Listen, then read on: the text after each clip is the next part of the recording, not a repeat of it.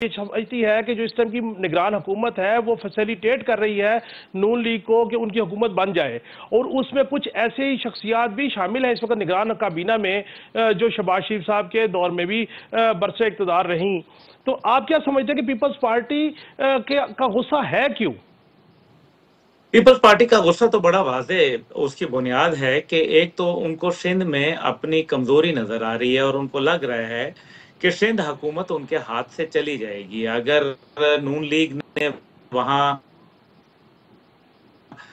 इत्तेहादियों के साथ जीडीए को साथ मिला के एमक्यूएम तो साथ मिल ही चुकी है और इस तरीके से कुछ इंडिपेंडेंट्स जो हैं वो अगर साथ मिल गए पार्टी को एक बहुत बड़ा टफ टाइम मिल सकता है। 15 साल तवातर से हुकूमत करने के बाद सिंध का हाल जो है वो हम सब के सामने है। इसलिए जो वहाँ करप्शन है वो भी आपके सामने है, जो लाकानूनियत है वो भी आपके सामने है। कराची शहर का अमन व अमान और कराची शहर का जो मुआशी इस्तेहकाम था वो भी बुरी तरीके से मुतासर हुआ और उसके पीछे चाहे वो टैंकर माफिया हो, यानी कि एक इतना बड़ा शहर है पानी पीने को नहीं मिल रहा। 17-18 हजार रुपए का एक टैंकर बुलाया जाता है 10,000 लीटर वाला और वो घर में डलवाया जाता है। ये क्या हो रहा है मतलब? और ये डीएचए जैसी जगहों पे जो बड़े बड़े कॉलोनीज हैं वहां ये हाल है।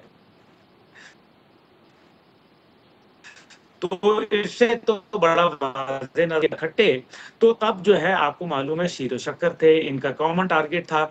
जब कॉमन टारगेट अकल में वो कमजोर हुआ तो फिर इनके सामने नजर आना शुरू हुए और बिलावल साहब ने जो पहली दफा ये बात नहीं कही कि जनाब बुजुर्ग लोग जो हैं वो साइड पे हो जाएं, क्या उन्होंने साथ में अपने वालिद को और नवाज शरीफ साहब को मुखातिब करके नहीं कहा था कि वो मरियम और उनके लिए क्या छोड़ के जा रहे हैं? तो वो नाकाम हुए। ये तो उन्होंने अपनी तकरीर में फ्लोर ऑफ द असेंबली कही थी। तो एक तो ये बात है। दूसरी बात इसके अंदर जो है वो उनको वादे वईद जो उनके साथ हुए थे, जो कि शायद अंडरस्टैंडिंग थी पीएमएलएन के साथ कि जी बलूचिस्तान के हवाले से और जनूबी पंजाब के हवाले से।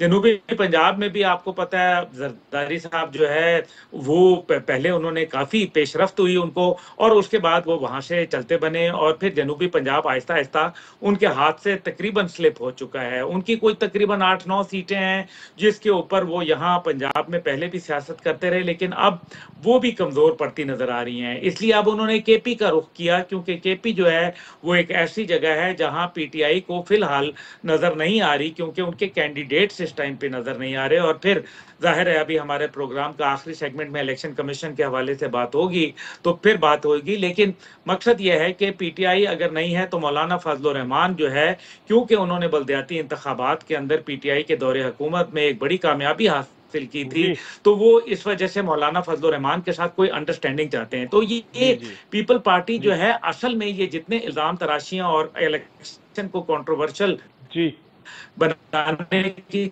जो कोशिश